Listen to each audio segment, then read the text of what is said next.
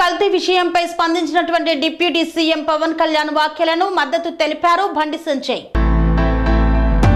తిరుమల లడ్డు కల్తీ ఘటన నేపథ్యంలో AP deputy CM Pawan Kalyan ప్రాయశ్చిత్త దీక్ష చేపట్టారు.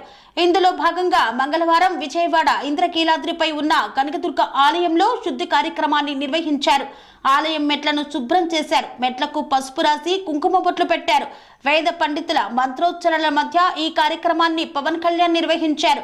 ఈ కార్యక్రమం అనంతరం పవన్ కళ్యాణ్ మీడియాతో మాట్లాడారు. సనాతన ధర్మం కోసం తన ప్రాణాలను ఇవ్వడానికైనా సిద్ధమన్నారు. సనాతన ధర్మంపై ఇష్టం వచ్చినట్లుగా మాట్లాడితే ఊరుకునేది లేదన్నారు. సెక్యులరిజం అంటే వన్ వే మాత్రమే కాదని ఇది టూ వే అంటూ తీవ్ర స్థాయిలో మండిపడ్డారు పవన్.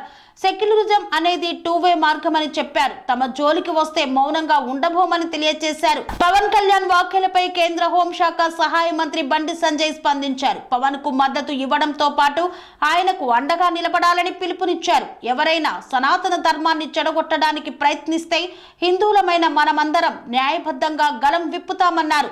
సెక్యులరిజం అనేది టూ వే మార్గమని తెలిపారు. తమ జోలికి వస్తే మౌనంగా ఉండబోమని తెలిపారు.